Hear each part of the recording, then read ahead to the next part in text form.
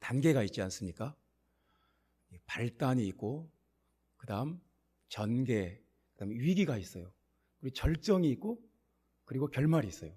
5가지 단계가 있는데, 예수 그리스도의 죽으심과 장사되심과 부활하심이 이 5단계 중에서 절정이에요. 그러니까 성경에 있는 모든 약속들의 성경의 클라이막스가 예수님의 죽으심과 장사되심과 부활하심이다. 그래서 성경에서 우리가 많이 강조하고 많이 반복하고 그 말씀을 중요하게 생각하는 이유가 바로 거기에 있습니다. 그러니까 예수 그리스도의 죽으심과 장사되심과 부활하심을 놓쳐버리면 우리는 핵심을 놓치는 거예요. 근데 이제 절정이 있으면 또 결말도 있지 않습니까? 그러니까 예수 그리스도의 복음으로 시작된 그 나라가 최종적으로 완성되는 그 날이 있어요. 그러니까 예수 그리스도를 통해서 하나님의 나라가 시작이 됐어요. 근데 그 나라가 이제 완성되는 날, 최종적으로 성취되는 그 날이 있는데 그 날에 대해서 오늘 베드로후서 3장은 그 날에 대한 이야기예요. 그래서 그 본문에는 그 날이라는 말이 많이 나옵니다. 10절에 주의 날 이런 말이 있고요. 그리고 12절에는 하나님의 날도 그래요. 그리고 18절에는 영원한 날 그렇게도 말씀하고, 또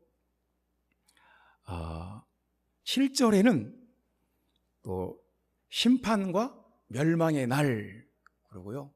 또 12절에는 또 그날 이러고 돼요. 그날. 그러니까 어떤 날에 대해서 5번이나 언급을 하고 있는 거예요. 이 날은 하나님의 나라가 이제 완성되는 날, 최종적으로 성취되는 그 날을 말하는 거예요. 그러니까 그 날이 중요한 날이 아니겠습니까? 그렇지 않습니까? 그 날이 얼마나 중요한 날이겠어요? 그래서 그 날에 대해서 오늘 성경은 우리에게 말씀을 하고 있어요. 그 날. 그러니까 오늘 말씀이 참 중요한 말씀이죠.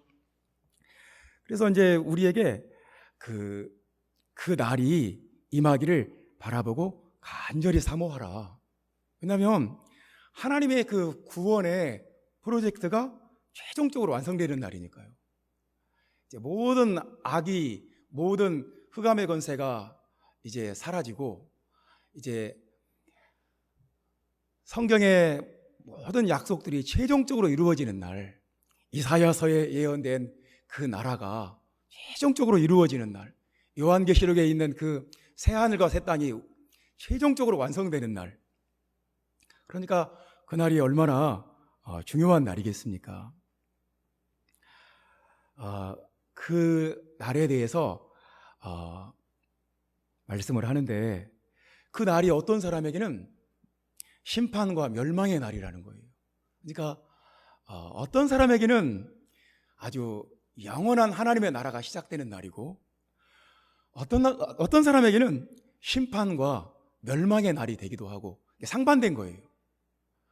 어떤 사람에게는 우리가 신앙생활하면서 평생 기다리고 사모하고 간절히 원했던 성경에 있는 약속들을 받는 날이고, 영원한 하나님의 나라에 들어가는 날이고, 어떤 사람에게는 그 날이 심판과 멸망의 날이다. 본문은 우리에게 그런 것을 말씀하고 있습니다. 그러니까 우리에게 그 날이 어떤 날이 되어야겠습니까?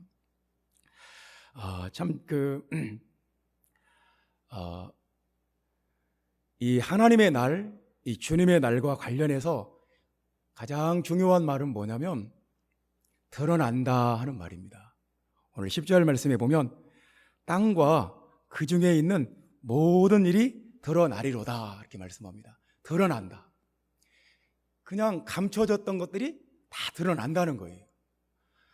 그러니까 하늘이 드러나고, 10절 말씀에 보면 그날에는 하늘이 큰 소리로 떠나가고, 그리고 물질이 뜨거운 불에 풀어지고, 땅과 그 중에 있는 모든 일이 드러나리로다. 드러난다는 말은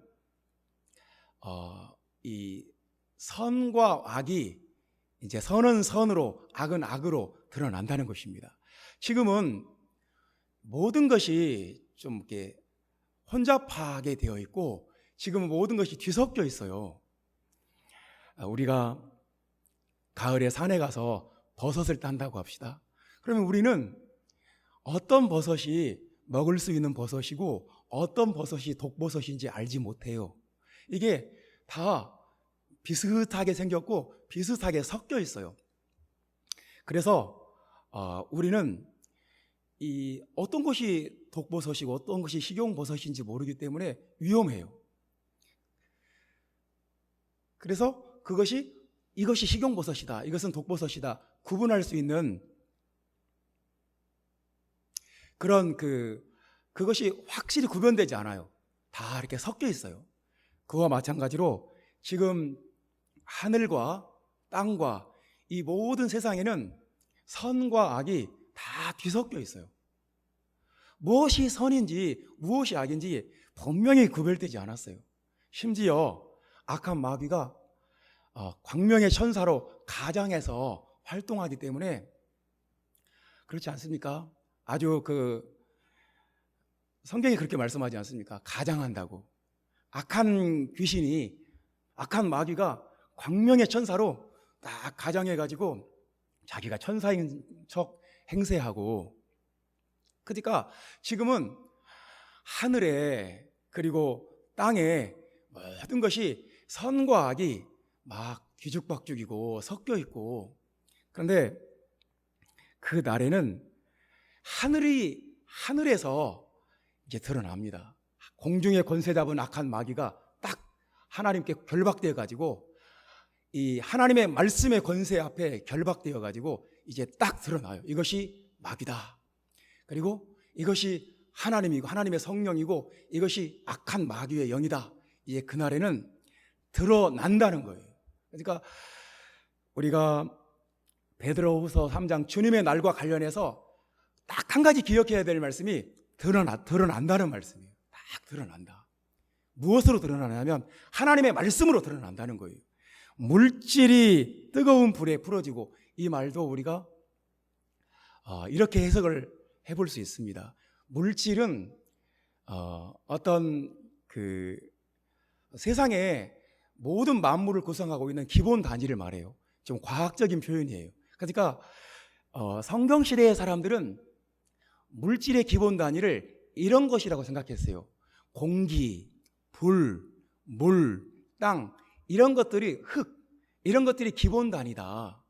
근데 우리는 지금은 그렇게 생각하지 않습니다. 원자가 모든 우주의 기본 단위다, 그렇게 생각을 합니다. 원자가. 그러니까 산소, 탄소, 수소, 이런 원자들로 우주가 구성되어 있다는 것을 우리는 이제 알고 있는 거예요. 그러니까 옛날 사람들은 불이나 공기나 흙이나 물이나 이런 것들은 더 이상 나눌 수 없다고 생각했는데, 우리는 이제 과학이 발달해서 그보다 더 깊이 더 이제 나눠본 거예요. 근데 원자보다 더 또 쪼개보니까 원자핵과 전자가 있고, 원자핵을 더 쪼개보니까 이제는 양자의 세계가 있는 거예요. 그러니까 세상 우주 모든 만물을 구성하고 있는 것들은 양자의 세계가 있는 거예요. 여러분, 양자역학은 지금까지 과학적으로 정의가 되지 않았어요. 양자가 무엇이다, 아무도 정의를 못 내려요. 그 말은 무슨 말이냐면 양자는 이미 영적인 세계예요.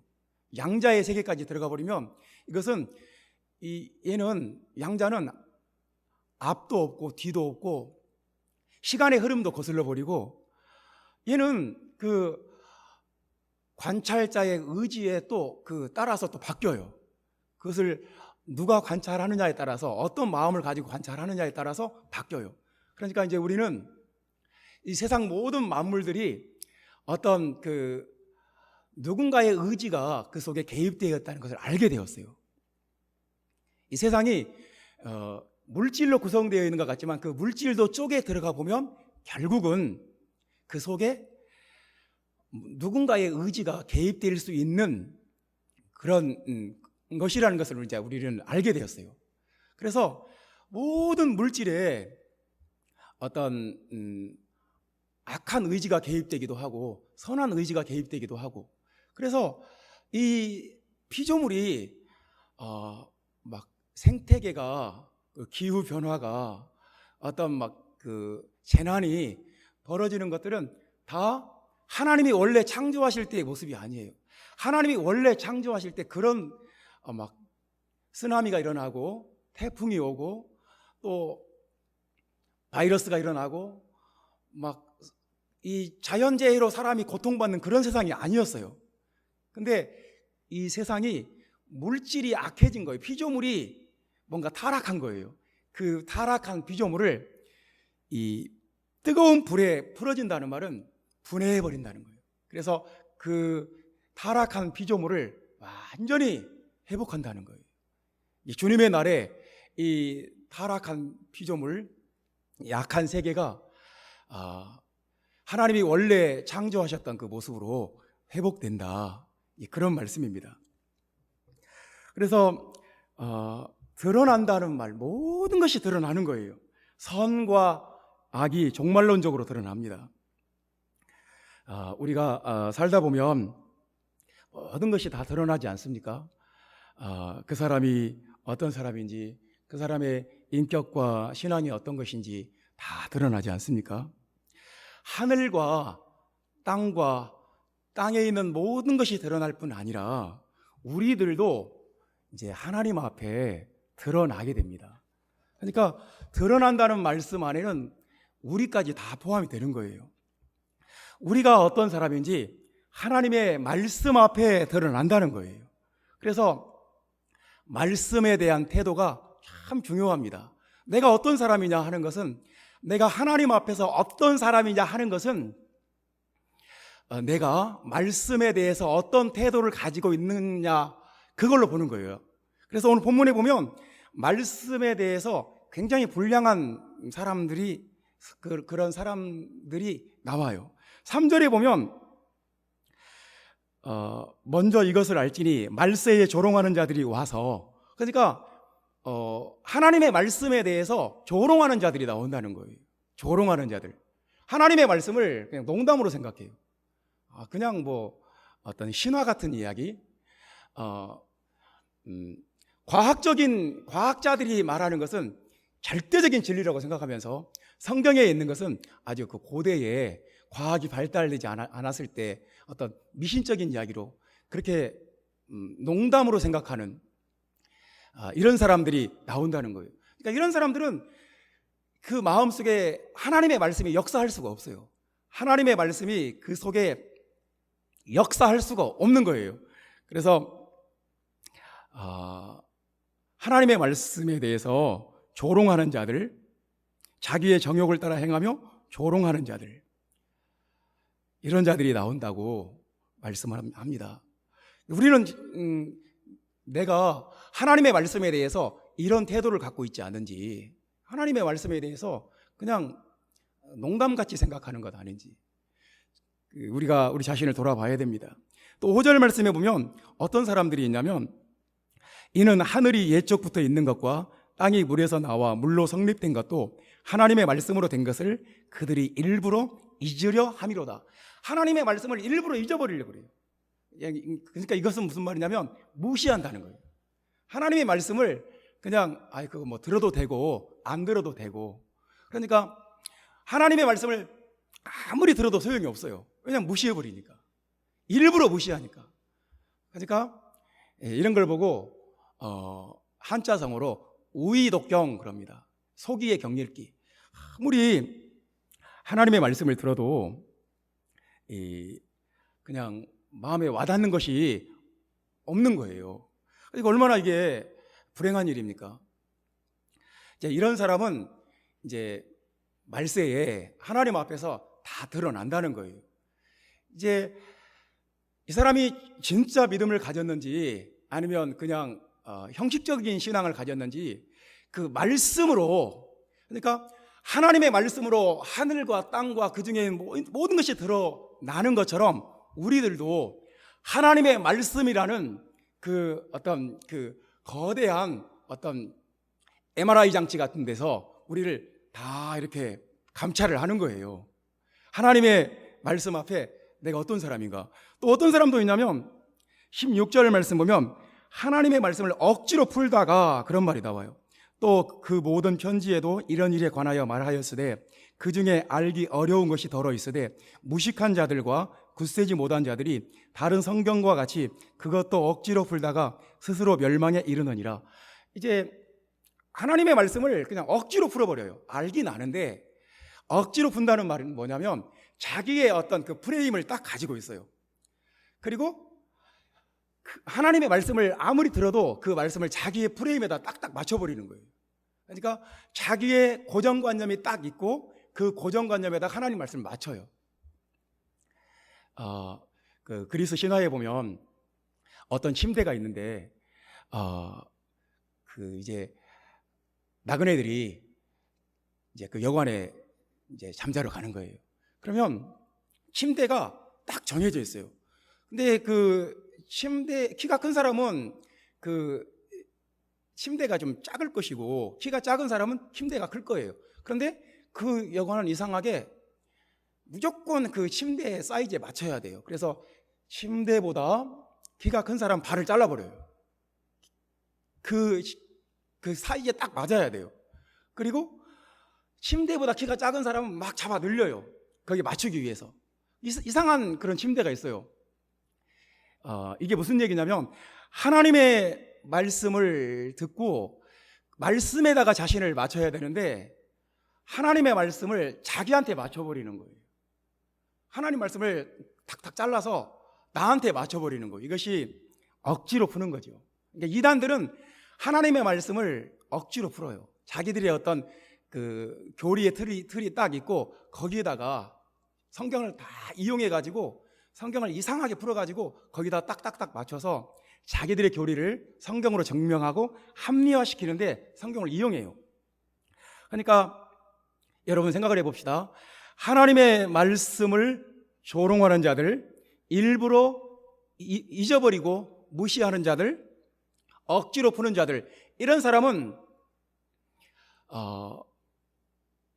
이제 주님의 날에, 하나님의 날에 다 드러난다는 거예요. 다 드러난다. 반면에 그러면 이제 말씀이 그 속에서 역사하는 사람, 말씀으로 세워져 있는 사람, 말씀을 붙잡고 있는 사람이 되라는 거예요. 본문은 이 사람만 주님의 날에 드러난다는 거예요. 이 사람은 하나님의 말씀에 붙잡힌 사람. 제가 평생 목회하면서 이렇게 보면 어떤 사람이 이제 경험상 어떤 사람이 참 좋은 신자인지 어떤 사람이 좋은 신앙인지 그게 그 느낌이 와요. 그게 뭐냐면 말씀이에요. 하나님의 말씀에 대해서 잘 들어요. 진지하게 들어요.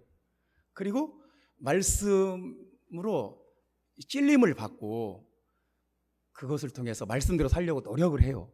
굉장히 진지해요. 이런 사람은 누가 뭐래도 좋은 사람, 좋은 신앙이에요. 참 은혜가 되고 유익하고 좋은 신앙인이 돼요. 그래서 오늘 성경이, 오늘 본문이 우리에게 주는 말은 주님의 날이 이제 곧 오는데 하나님의 날이, 그 영원한 날이 이제 우리에게 가까이 왔는데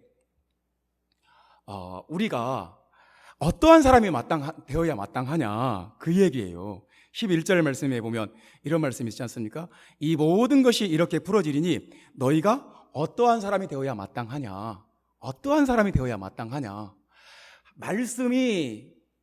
말씀을 조롱하거나 일부러 잊어버리거나 말씀을 억지로 풀거나 이런 사람이 되지 말고, 이런 사람이 아니고 말씀이 역사하는 사람, 말씀이 견고하게 세워주는 사람, 말씀 안에 있는 사람, 이런 사람이 되라는 거예요. 형제자매 여러분, 저는 지금 이 말씀을 전하면서 여러분들에게 이게 은혜가 되었으면 참 좋겠어요. 받아들여졌으면 참 좋겠습니다. 첫 번째 말씀입니다. 말씀이 그 속에서 역사하는 사람은 어떤 사람인가? 우리 1절 말씀 다 같이 읽어봅시다. 1절 말씀 다 같이 읽어보겠습니다. 사랑하는 자들아, 내가 이제 이 둘째 편지를 너희에게 쓰노니 이 두 편지로 너희의 진실한 마음을 일깨워 생각나게 하여. 그러니까 하나님의 말씀이 나에게 오면 말씀은 나를 일깨워 생각나게 한다. 일깨워까지만 생각합시다. 일깨워. 하나님의 말씀은 나를 일깨워 주신다. 이게 참 중요한 말씀이에요. 그러니까 말세에는 두 종류의 사람이 있다는 거예요. 하나님의 말씀을 조롱하는 자들과 하나님의 말씀을 듣고 일깨움을 받는 사람, 정신이 바짝 드는 사람. 하나님의 말씀을 듣고도 그냥 전혀 진지하지도 않고 조롱하고 정욕대로 사는 사람들이 있는가 하면, 반대로 하나님의 말씀을 듣고 일깨움을 받는 사람, 그리고 생각하는 사람, 진지하고 진실한 마음으로 말씀을 듣고 생각하는 사람, 하나님 앞에 나도 바로 살고 싶다, 나도 구원받고 싶다, 그런 마음이 마음속에 확 드는 사람, 이 두 종류의 사람이 있다는 거예요. 그러니까 하나님의 말씀이 그 마음에 역사하는 사람은 굉장히 진지함이 있고 마음에 진실함이 있어요. 그러니까 예배 시간에 가장 예쁜 사람은 누구냐면 진지하게 잘 듣는 사람이에요. 이렇게 건성으로 이렇게 멍 때리고 있거나 예배 시간에 딴 생각하고 있거나 하지 않고 이렇게 보여요. 어떤 사람이 지금 말씀을 잘 듣고 있는지 그게 느껴지기도 하고 보이기도 해요. 눈이 초롱초롱해가지고 굉장히 진지하게 말씀을 하나하나 잘 듣는 사람들이 있어요. 그런 사람 보면 그렇게 사랑스럽고 그렇게 예쁘고 그렇게 자랑스러울 수가 없어요.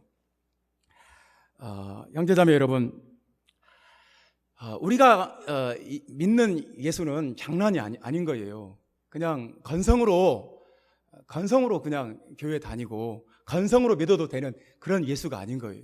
우리가 믿는 예수는 내가 영원한 하나님의 나라 백성으로서 하나님의 뜻을 이루고 흑암의 권세와 싸우면서 하나님의 뜻을 이루느냐, 아니면 그냥 마귀의 손아귀에 놀아나느냐, 그런 어떤 영원한 생명과 관련된, 영생에 관련된 문제인데 이게 왜 중요하지 않겠어요? 이게 왜 그 장난스러운 그냥 건성으로 해도 되는 일이겠어요? 그렇지 않아요. 이것보다 더 중요한 일은 없어요. 정말 영생이 중요하고 예수 믿는 것이 정말 중요하고 내 인생의 가장 중요한 일이다 생각하면 말씀을 건성으로 듣지 않습니다.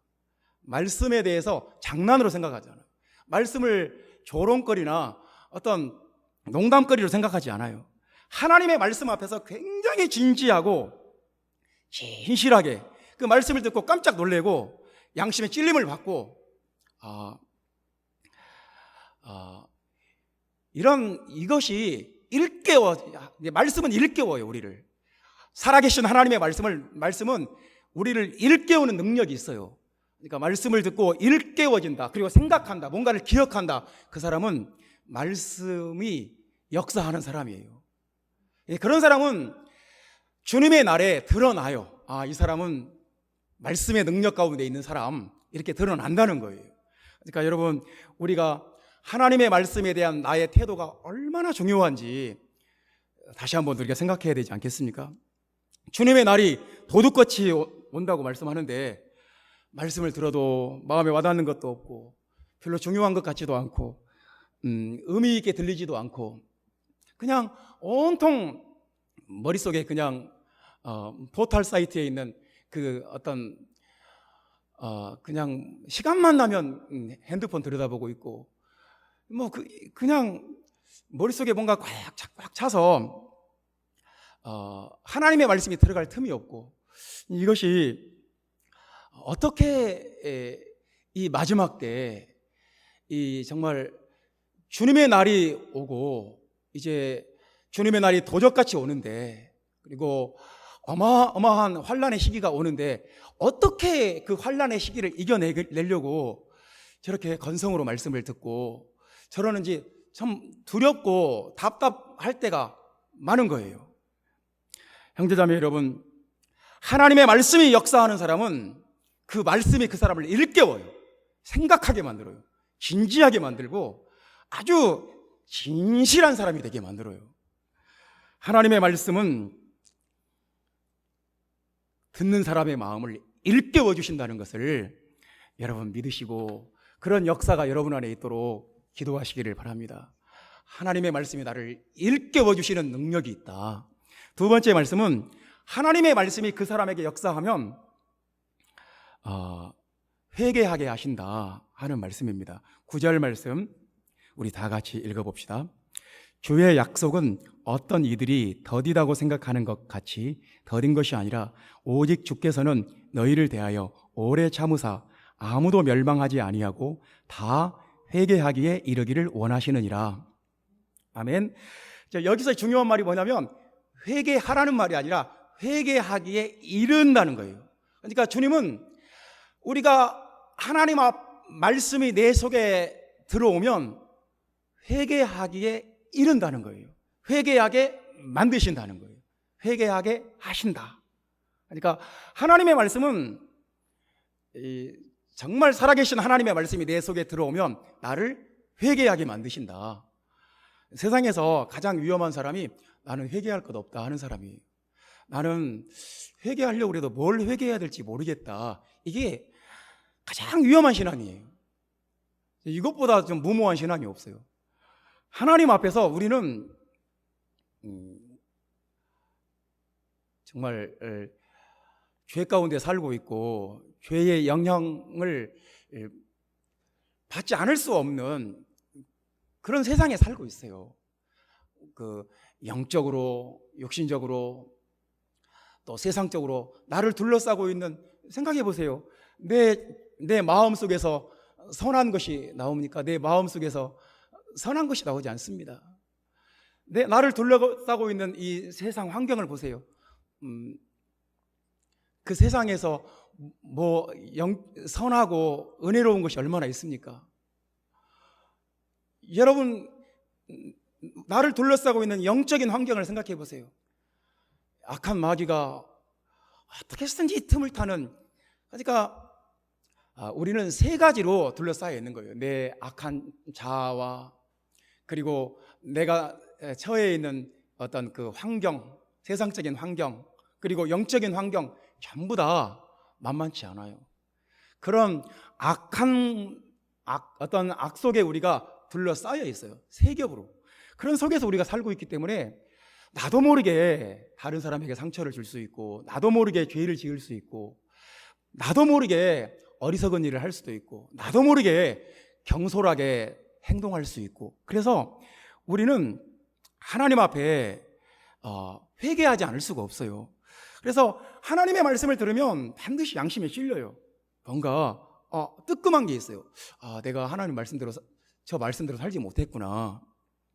그리고 하나님의 말씀은 그 네 가지 역사를 하는데 교훈하고 책망하고 바르게 하고 의로 교육하는 네 가지 역사가 있어요.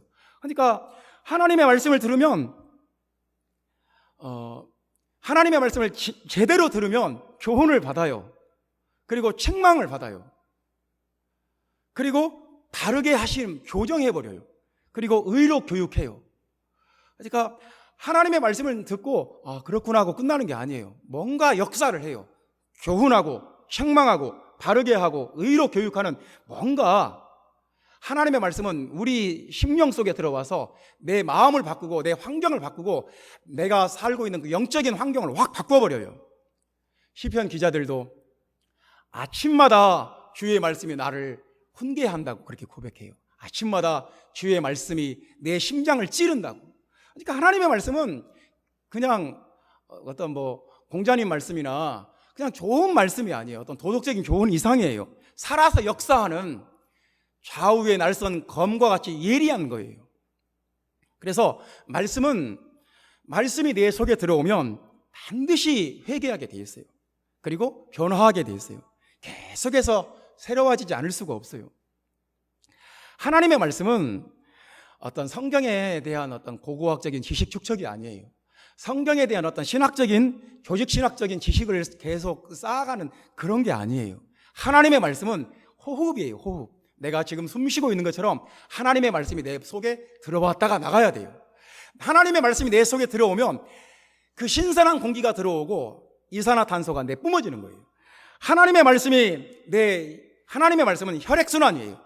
하나님의 말씀이 내 온 몸과 영혼 속에 흘러버리면 내 몸속에 있는 이산화탄소와 노폐물들은 싹 제거해버리고 신선한 산소와 영양분들이 싹 공급되는 그런 역사가 있어요. 하나님의 말씀은 살아 역사하는 어떤 공기의 흐름이고 혈액의 흐름이고 어떤 능력의 그 흐름이지 어떤 성경에 대한 지식이나 어떤 데이터나 어떤 뭐 그런 게 아닌 거예요. 그래서 하나님의 말씀으로 계속해서 우리 몸과 마음이 새로워지는 것, 이것이 말씀의 능력입니다. 신앙이 좋을수록, 믿음이 좋을수록 회개를 많이 합니다. 하나님께 깊이 들어가 있을수록 더 회개를 많이 해요. 그러니까 회개라는 말이 결코 누구를 지적하는 말이거나 잔소리하는 말이거나 책망하는 그런 얘기가 아니에요. 회개한다는 것은 굉장히 좋은 말이에요.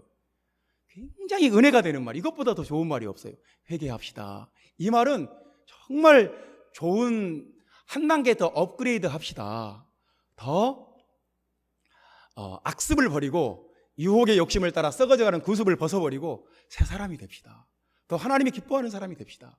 이렇게 영적으로 더 업그레이드 하자는 정말 기가 막히게 좋은 말이에요. 성경에서 가장 좋은 말이 회개하자는 말이에요. 오늘 주님이 하나님의 말씀이 내 속에 역사하면 회개하게 만드신다는 거예요. 회개하게 하신다. 회개해야 돼요. 내가 지금 어느 곳에 있든지 우리는 하나님 앞에 회개하면서 자꾸 주님 앞에 더 가까이 가야 돼요. 여러분, 그 회개가 얼마나 중요한 것이냐면 9절 말씀에 보면 오직 주께서는 너희를 대하여 오래 참으사 이 말씀 생각해 보세요. 여러분, 우리가 부모 역할을 한다고 합시다. 부모 역할이 힘들어요. 자식을 양육하는 거 쉽지 않습니다. 왜 그렇습니까? 오래 참아야 되거든요. 오래 참아야 돼요. 자기 자녀의 어떤 바른 길로 인도하기 위해서는 오래 참을 수밖에 없어요. 오래 참아야 돼요. 그래서 부모로서 자녀를 양육하는 것이 정말 힘들어요. 오래 참아야 돼요. 정말 더 큰 소리를 혼낼 수도 있고 매를 들 수도 있고 어떻게 막 나무랄 수도 있지만 대부분의 경우에는 오래 참아요. 그것이 참 힘든 거예요. 여러분, 만왕의 왕이신 하나님이 오래 참으신다니까요. 얼마나 하나님도 이거 쉬운 일이 아닌 거예요. 하나님께도 오래 참는 일이 쉽겠어요. 하나님은 전지전능하신데 모든 능력과 권세를 가지고 계신데 그 하나님이 참고 또 참고 또 참으시는 거예요. 참을인 자 세계면 대형 사건이 벌어지는 것을 면한다는 말이지 않습니까? 그런 것처럼 주님이 오래 참으신대요. 참고 또 참고 또 참고. 그게 왜 주님이 그렇게 힘들게 참으시느냐? 우리에게 회개할 기회를 주기 위해서, 한 번이라도 더 회개할 기회를 주시기 위해서 참으시는 거예요. 한 번 더 참고 또 참고. 그 참으시는 유일한 목적이 우리에게 회개할 기회를 주기 위해서. 그러니까 회개한다는 것은 엄청난 기회예요. 주님이 참고 또 참고. 그냥 이렇게 빨리 주님의 날, 하나님의 날, 영원한 날, 하늘이 큰 소리로 떠나가고 물질이 뜨거운 불에 풀어지고 땅과 그 중에 있는 모든 것이 드러나는 그 날을 빨리 그냥 마무리 지어버릴까? 주님이 참으시는 거예요. 참고 또 참고. 그 목적이 우리를 회개하라고. 그러니까 주님이 언제까지도 참으시겠지, 그것을 악용하면 이제 그 사람 문제가 있는 거예요. 그러니까 이 말을 다시 생각해 보면 회개할 수 있는 기회가 항상 있는 것은 아니다. 항상 회개할 수 있는 것은 아니다. 언젠가는 이제 더 이상 회개할 수 있는 날이 끝나요. 더 이상 회개를 못 해요. 회개하고 싶어도 이제 끝났어요. 회개할 기한이 끝났어요. 그러니까 지금 우리가 회개한다는 것이 얼마나 좋은 것인지 모릅니다. 주님 앞에 내 악한 마음을, 내 잘못된 생각을, 내 잘못된 습관들을 계속 내려놓고 회개하는 거 축복입니다. 은혜입니다. 우리에게 주신 최고의 기회인 거예요. 회개의 반대말은 무엇이겠습니까? 무엇이 회개의 반대말이겠어요? 고집입니다. 고집. 회개하지 않는 마음, 이것이 고집 부리는 마음이에요. 고집을 부리면 신앙은 거기서 딱 멈춰요. 더 이상 말씀이 역사를 못해요. 회개하지 않는 사람 마음에는 하나님이 더 이상 역사를 못해요. 말씀이 뚫고 들어갈 수가 없어요. 그러면 그 신앙은 거기에서 딱 멈춰버려요. 더 이상 성장하지도 않고 더 이상 자라지도 않고 화석 같은 신앙이 되어버려요. 딱 멈춰버립니다. 딱 굳어버려요. 더 이상 성장할 수 있는 능력도, 변화받을 수 있는 능력도 아무것도 없어요. 그래서 하나님이 말씀이 역사하는 사람은 회개하는 사람이다. 하나님 앞에 회개하도록 만드신다. 할렐루야. 회개하기에 이르는 그런 역사가 저와 여러분에게 있기를 주님의 이름으로 축원합니다. 세 번째 말씀입니다. 하나님의 말씀이 역사하는 사람은, 하나님의 말씀이 그 속에 있는 사람은 나타난다고 말씀합니다. 나타난다. 14절 말씀 우리 다 같이 읽어봅시다. 그러므로 사랑하는 자들아, 너희가 이것을 바라보나니 주 앞에서 점도 없고 흠도 없고 평강 가운데서 나타나기를 힘쓰라. 여기서 중요한 말씀이 뭐냐면 나타나기를 힘쓰라는 거예요. 힘쓰라는 말은 너 혼자 힘쓰라는 말이 아니에요. 주님이 그쪽으로 힘쓰고 있으니까 너도 같이 힘써 달라, 그 말이에요. 그러니까 주님은 우리가 하나님의 백성으로, 예수님 닮은 사람으로, 예수님 같은 사람으로 나타나기를 원하시는 거예요. 여러분 생각을 해봅시다. 이제 가을이 됐어요. 가을이 되면 사과나무에 이제 사과가 나타나요. 아주 봄에는 사과꽃이 피고 여름에는 이제 사과가 이제 자라나는데, 이제 가을이 되면 빨갛게 그 사과가 나타나요. 다 익었다고. 다 익었다 하고 사과가 딱딱 나타나는 거예요. 잎사귀 속에서 안 보이던 사과들이 짠 하고 나타나는 거예요. 다 익었다고. 이제 논에 가보면 가을이 되면 이삭이 나와서 머리를 숙여요. 다 익었다고. 이제 아래 알곡이 가득 찼다고. 그러면서 나타나는 거예요. 그러니까 우리도 이제 주님 앞에 그렇게 나타나야 된다는 거예요. 주님이 우리에게 원하시는 것이 그런 거예요. 나타나라. 예수님과 똑같은 사람으로, 예수님 닮은 사람으로 나타나라. 주님이 그것을 힘쓰신다는 거예요. 가을에 햇빛이 막 비추면서 사과가 빨갛게 달콤한 과즙과 향기가 생기도록 가을에 맑은 햇빛이 비추이지 않습니까? 그런 것처럼 성령이 우리에게 계속 비추어 주시고 말씀으로 역사해 주셔서 우리를 이제 향기와 달콤한 과즙이 있는 과일로 익어가도록, 그래서 주님 앞에 나타나게 하시는 거예요. 아니, 가을이 됐는데도 안 나타나는 거예요. 가을이 됐는데도 여전히 그냥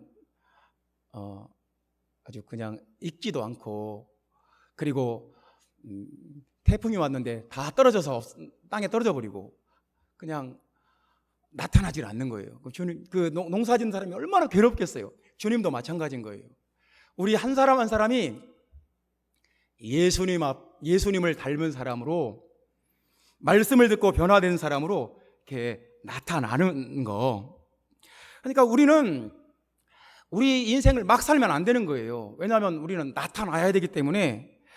내가 그냥 흥청망청하면서 주색 잡기에 빠져서 세상 죄악에 빠져서 살아가면 안 되는 이유가 그거예요. 왜냐하면 나타나야 되거든요. 가을에 농부가 과일을 걷어내듯이 익은 곡식을 추수하는 것처럼 주님도 우리를 걷어내시는 거예요. 근데 그때 내가 나타나야 돼요. 이렇게 좋은 과일로, 이렇게 탐스럽고 이렇게 향기 있고 이렇게 달콤한 과일로 익었다고 나타나야 돼요. 근데 그렇지 못하면 우리는 참 문제인 거죠. 하나님의 뜻이 아닌 거죠. 그래서 우리가 말씀 듣고 신앙생활 열심히 해야 되는 이유가 나타나야 되기 때문이에요. 우리가 막 살면 안 되는 이유가 하나님 앞에 나타나야 되기 때문이에요. 우리가 기분대로 정욕대로 막 살면 그냥 어영부영 건성으로 살면 안 되는 이유가 하나님 앞에 내가 나타나야 되기 때문이에요. 결국 나타나게 되어 있습니다. 우리가 말씀 앞에 있는지 그렇지 않은지는 결국 나타나요. 그러니까